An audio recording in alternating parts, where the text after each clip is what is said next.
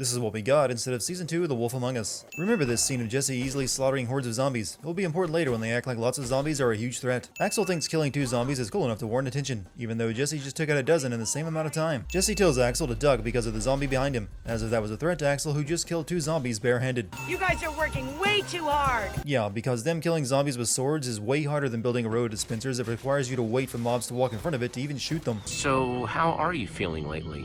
Wither sickness free. Almost as if Petra's wither sickness was an aborted plot in the last season. I still have to wonder why Jesse bothers solving puzzles when he can just mine right through the floor. This kind of reminds me of when we first found the Order's temple. Really? This reminds you of the thing you weren't present for? This is just me, but I would not eat a cake that's been in a chest inside a jungle temple for centuries. I'm known to be picky. Jesse finds enchanted flint and steel and strikes it, making all the mobs attack. This thing is a key to activate portals. I'm not sure how striking it attracts every zombie in the vicinity. Uh-oh. Oh no, those things we killed by the dozen while joking about it. Whatever will we do? The path to the stairs was open. You didn't need to build a platform to get around a few zombies. You could have just killed them. Cave spiders. Why did it have to be cave spiders? Anytime someone is raiding a temple ruin, you can bet that person will make a reference to Indiana Jones.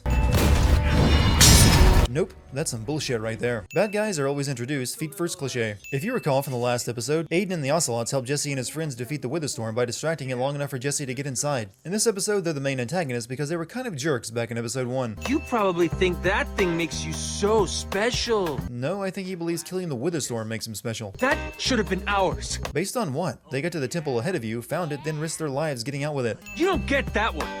It's supposed to be mine. Oh, these are some well-written villains. Some hero you are, Jesse. How dare you defend yourself after we pulled our swords first? Haven't seen you around in a while. You haven't seen them around for a while because you sent them to a temple in the jungle to find something for you. Sounds good. I'll see you guys soon. And with that, Telltale saved a ton of money on these episodes by writing Axel and Olivia out of the next 2 episodes. That enchantment is the work of a very old group of builders.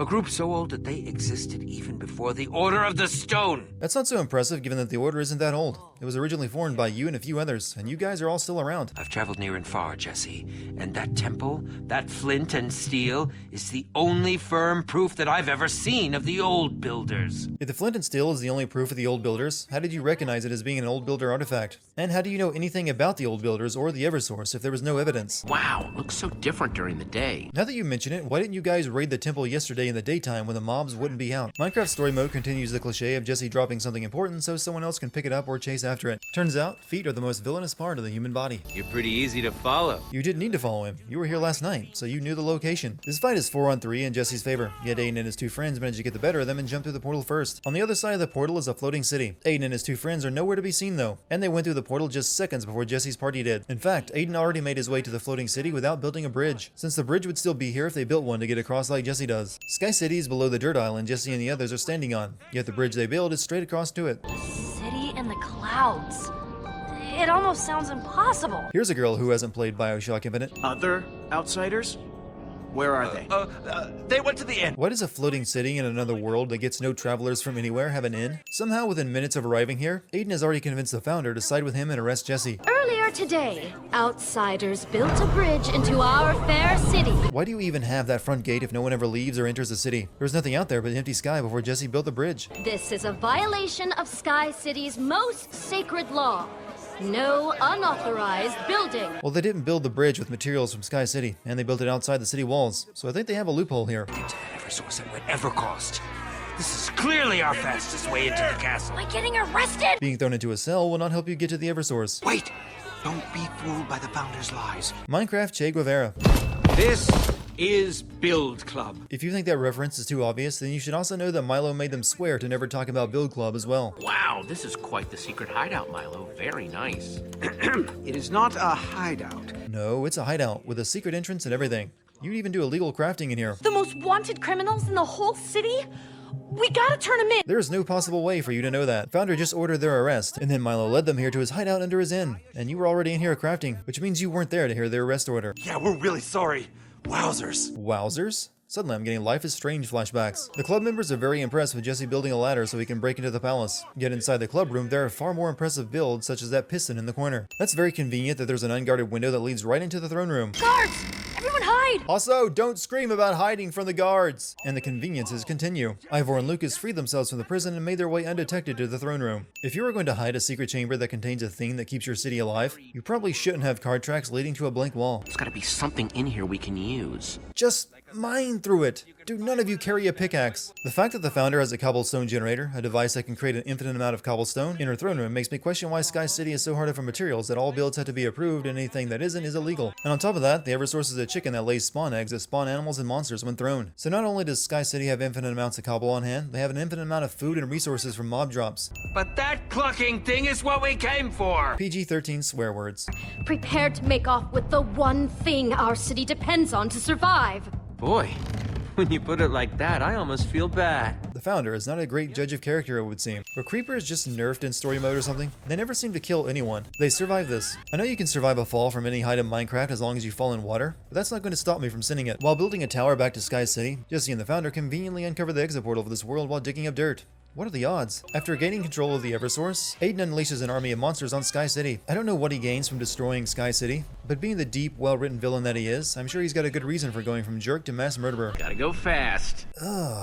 Sonic references. The potion of speed lasts just long enough for Jesse to get past Aiden's friends, but not long enough for him to easily defeat Aiden. This platform wasn't in the throne room the last time Jesse was here, meaning Aiden must have built it with the idea of having a final showdown on it after kicking Jesse off the island. Waterfalls. The waterfalls can take us to safety. What? Remember this for later when going over a waterfall will be a major threat. I like the idea of jumping through multiple worlds made of blocks to get back home a lot better when it was called Lego Dimensions. In the next world, Jesse finds an invitation to a party lying around in a graveyard, like someone knew they were coming, which is impossible. Also, that's a book. Books tend to make poor invitation letters for obvious reasons. All of the useful information will be in the middle of the book cliché. Keep reading, Jesse. We've got your back. Klaatu Barada Nikto. Is that what we're referencing here? Because this scene is getting a bit too much like Army of Darkness for my liking. This is the highest concentration of zombies I've ever seen in one place. Really? Because I've seen this same scene in just about every episode. This game packs in more references to other games and movies than any other I know of. We're now in Resident Evil territory, and in just a minute it hops to about 3 other games and TV shows at once. You hear that too, right? Almost sounds like a waterfall! Oh no, one of those things you just rode down from the sky on in the last episode. How are we supposed to get in? There, we should be able to build up and break in through there. Or just mine through the wall. Why do I keep bringing this up? It's obvious they only remember they can do this at certain times. And I'm Captain Sparkles. Though, maybe you know that already. Hi there. I know I don't normally appear during these, it kind of throws off the flow, but putting popular YouTubers into your game to pander to their audience, well that deserves a wag of my finger. Captain Sparkles, I've got like 9 million fans? Anyone who brags about their subscriber count is a dick. By the way, I'm nearly at 100,000 subs. Thanks for your continued support. Jesse? That's a girl's name. What are you guys anyway? Some sort of loser patrol? So is Torque Dog supposed to be the Minecraft Keemstar? Because YouTube personalities is the theme of this episode, and Torque Dog is the only one without a real channel. Can you spot the red shirt in this scene? Here's a hint. He doesn't have a YouTube channel with millions of subscribers. So now people turn into their inventory when they die. That didn't happen back when Ellegaard died. Using potions to make arrows.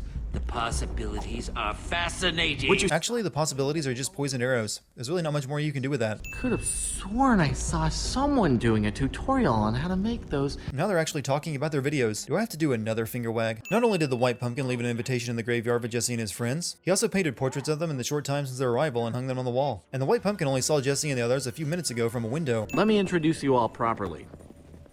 You guys already met Cassie Rose and LD Shadow Lady. But my friends call me Lizzie.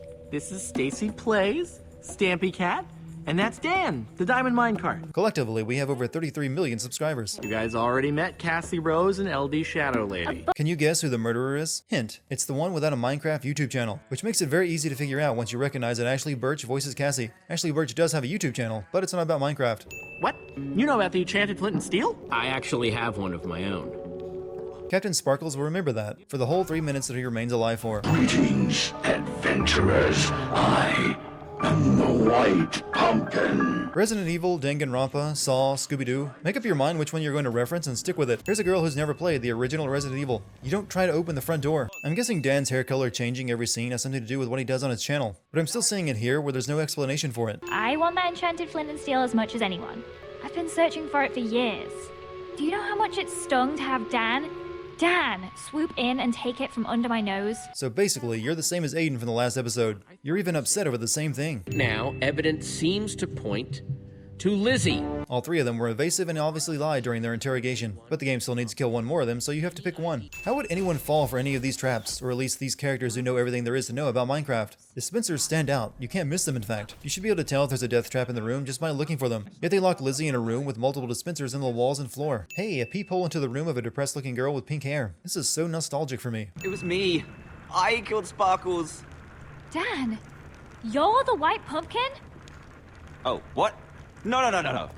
I swear, it was an accident. Jesse overhears Dan admitting to accidentally killing Captain Sparkles, yet this act of manslaughter will never be brought up again or matter at all. Pictured here is what Microsoft is currently doing to Minecraft. Can't have a villain without a facial scar, even in a Minecraft game where it's all pixelated and hard to make out. There! Jesse, I'll cut him off! Actually, no, you're just running after him, the same thing Jesse was doing. Cutting him off would imply getting ahead of him. I don't know. I still have my suspicions about Lucas, but Jesse did save me. You killed Captain Sparkles. But don't go getting any funny ideas, blonde guy. This isn't because I like you or anything. Paul Rubens acting like a tsundere is something I could have gone without seeing. Dan, I know that you're innocent, but you're still a suspect, Stampy Cat. What? You heard him admit to accidentally killing Captain Sparkles. Is no one gonna bring that up? Down in the White Pumpkin's lair, Jesse and Petra find a grinder that every victim's inventory falls into after they're killed.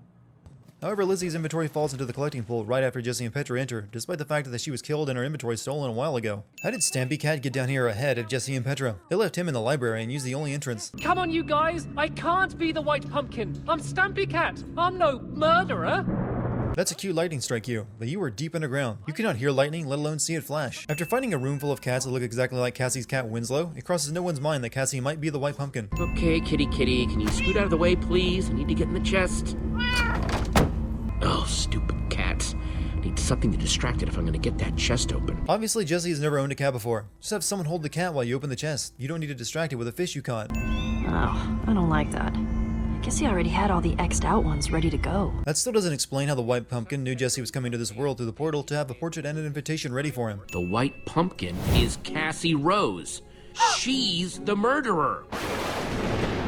It's not even cloudy out now. You can't have lightning and thunder cues. Even if you fail to convince the others that Cassie is the killer, she still loses it and gives it away the moment Stampy Cat reveals that he stole the enchanted flint and steel from Dan. Cassie wanted the enchanted flint and steel so she could leave this world since she's an old builder. My question is why she made this so elaborate. You can kill people one by one and take their inventory on your own time. You don't need to build a mansion full of death traps. What a way to go. Yeah, I guess in all the chaos, she forgot where her own traps were. They actually fall for this. I feel bad thinking about the people who aren't here to smell it. Talk Dog, Sparkles. Who you killed, but let's not dwell on the past. Well, we know how this is going to go. Jesse drops something important and they have to scramble to get it back. Endermites! Actually, those are silverfish, not endermites, but I can see why you would be confused since they just colored silverfish purple and called it a day. The poor things are eternally hungry. I would throw the flint and steel up here before I drop you down to find out how sharp their teeth are. You don't know that Jesse even has his own flint and steel. Stampy Cat still has the one he stole from Dan, and that's the one you've been trying to take by killing people. Winslow, my pet, activate the trap! This is why villains just pet cats, not give them orders. They make terrible minions. Hey, cats suck! What did you say? You heard me, cats suck! Pigs are way cooler! Cassie actually falls for this. Even the villains are getting in on this game of MacGuffin Hot Potato. Adventure!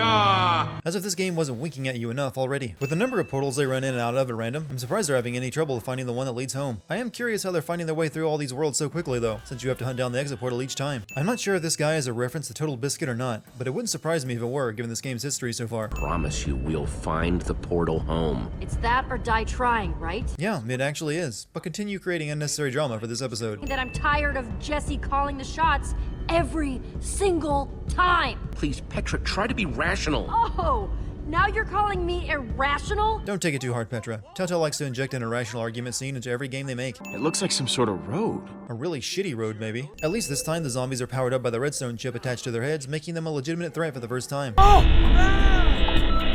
Dial-up tones.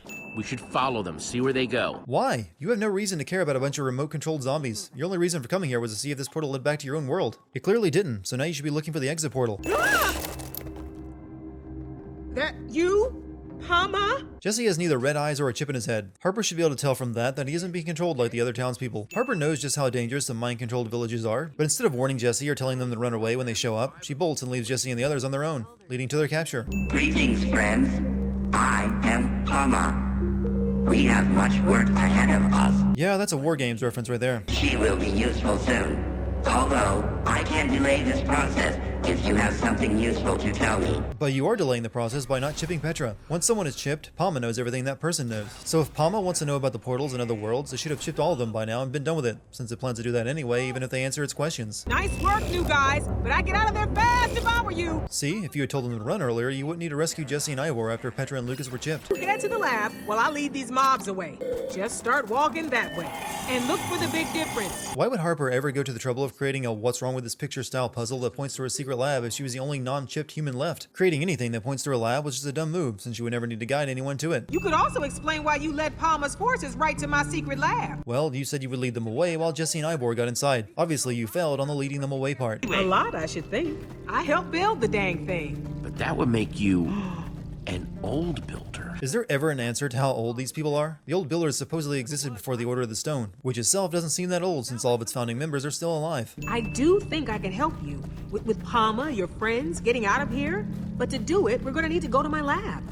What's in your lab? It's complicated. It actually isn't. She has a VR headset that lets someone take control of a zombie so they can sneak around undetected. But just telling them that straight wouldn't be dramatic enough. Once Palma caught on to its weakness to water, it started eliminating as much of this world's water as it could find. This water down here, it might be all that's left. In Minecraft, you can create an endless amount of water with a single water block. So I'm at a loss as to why Harper has so little when it's Palma's only weakness. Harper is captured by Lucas largely because her waterfall security system requires a lot of preparation. Instead of just flipping a switch to start it all, she has to pour water from buckets into cauldrons. I know you feel pretty confident that Harper's one of the good guys now, but I just want to make sure that putting on an electronic device... Electronic device? You don't have electricity in Minecraft. That's what redstone is for. If Harper had this headset that can control zombies, how come she never used it to stop Palma? She built Palma and knows how to destroy it after all. Ugh, I don't like sand. Stuff gets everywhere. Yeah, that's Anakin's line from the prequels. I don't think I even need to explain why I'm sending that. As someone who owns an Oculus Rift, I can tell you that this scene where Jesse jumps between enemies is ripped straight from the game Damaged Core. And as someone who owns an HTC Vive, I can tell you that you can't move your character in VR by walking in place. Game over, Jesse. Resistance is not useful. At this point, why even change one or two words in your Borg reference? We all know what you're getting at. You must remove the redstone heart! Remove the redstone heart! You could have just yelled that at Jesse back when you were being captured instead of telling him to find the headset, because finding the headset only let him find you to hear you yell this while being captured again. I'm invisible. Oops, and still audible. Yeah, so why did you say it in the first place? Instead of sneaking into the redstone core room after drinking an invisibility potion, Jesse plants TNT to act as a distraction. Dude, you're invisible. Distractions are no longer necessary. Almost finished building our new exit portal. And then I will make all other worlds useful. Even if you do use Harper's knowledge to build a portal, you can't use it without enchanted flint and steel. I'm gonna make it rain, Palma, all over you. Ha, ha, ha. It will take more than water to defeat me. Actually, no. That's all it takes. The odds of you successfully defeating me are 3,720 to 1. Never tell me the odds. Really? You made 2 Star Wars references in one episode? Is nothing sacred? You'll never make me useful, Palma. I can promise you that. You are fighting me with bad jokes. Palma would be good at game sense. After I help these travelers find their way home, I'll come back, help you all find new resources, and we'll make this world great again. Is it sad that I now have to wonder if that's a reference to Donald Trump or just a coincidence? We called it the Atlas. It helps chart routes between the worlds. Suddenly I'm getting No Man's Sky flashbacks, and I didn't even play that game. We just need to find the Atlas first. Don't you worry. We'll just go right in, ask for the Atlas, and then you'll be home.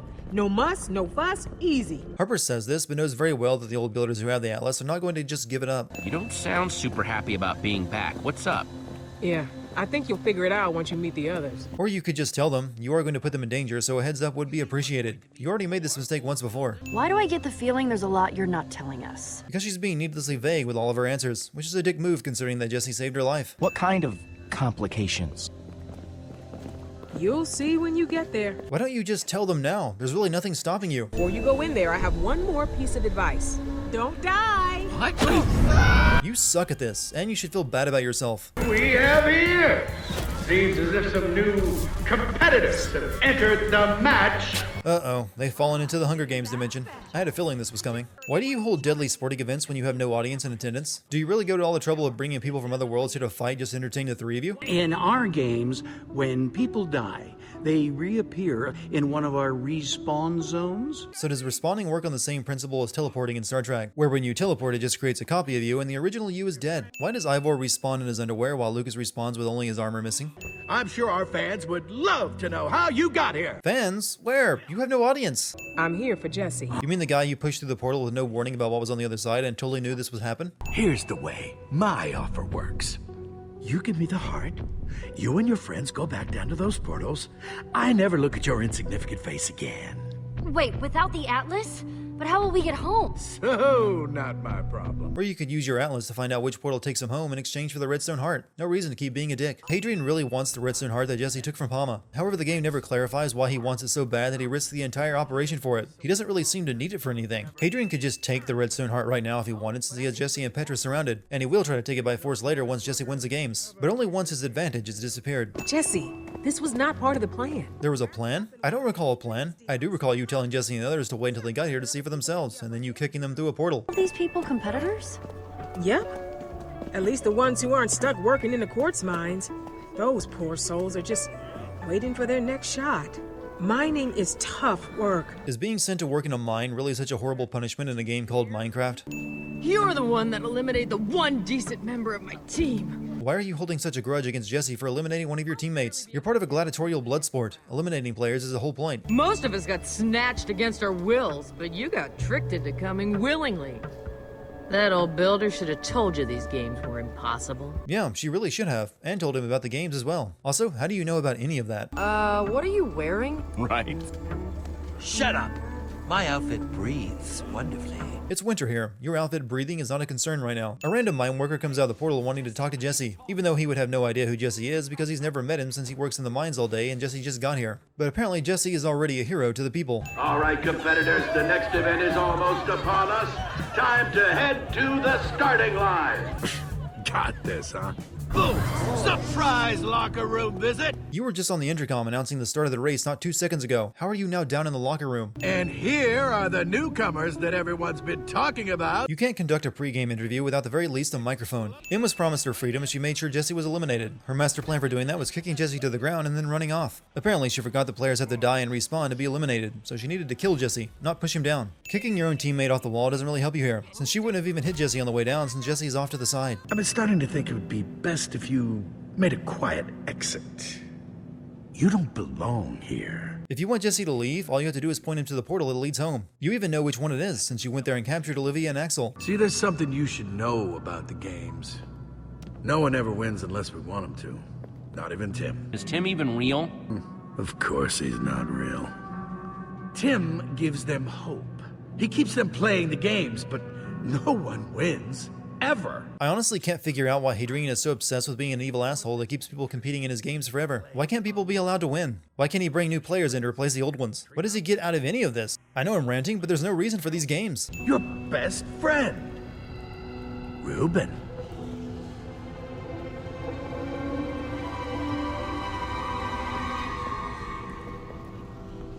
Sup? If you went to Jesse's world and heard about Reuben, then you should have also heard that he was a pig and that he's dead. If you lose the next match and go work in my mines, then I'll let your friends go. Just tell him he can leave now with his friends if he hands over the redstone heart. Why do you insist on him working in your mines forever? Actually, Tim's not real. In hindsight, it was an incredibly dumb move for Hadrian to tell Jesse that Tim, the only person to supposedly win the games, never existed, because Jesse lets the other players know that to get them on his side. Builders already controlled everything else. Of course they control the games. Why should I even try anymore? Well, what else do you have to lose? You can't actually die here. Ladies and gentlemen, it is my privilege, nay, my honor, to be here today. Who are you talking to? There's no one in the audience, and you don't even have a microphone. What is Em doing? Why is she doing that? Probably because you went back on your deal with her and plan to keep her fighting in the games forever. Don't you see? None of us are the enemy. It's them. They're the enemies. They're behind everything. Oh, my head hurts. Too many perspectives. This actually convinces the gladiators to switch sides. But I won't work for bosses who use people or manipulate them. But you have, for a long time actually, and seem to enjoy doing it. Surrender the redstone heart now. Because, I will trap you here forever. That's actually what you were already planning to do. How the hell did you not only get Petra, Lucas, and Ivor here, but free Axel and Olivia from their obsidian prison back in the palace in just the few minutes you had after leaving the arena? Despite having the numerical advantage, the rest of the group stands back and lets Jesse do all the fighting. They know who the main character is. You have fairly defeated them. Seems only fair that you get to decide their fate. And with the Atlas, you can send them anywhere you want. You know, there was this game that Olivia and I used to play back in our treehouse. Huh? Remember? We called it Which Would You Rather Fight? This game ends with the same meme it started with. I haven't been this disappointed with something since Greninja lost to Mega Charizard.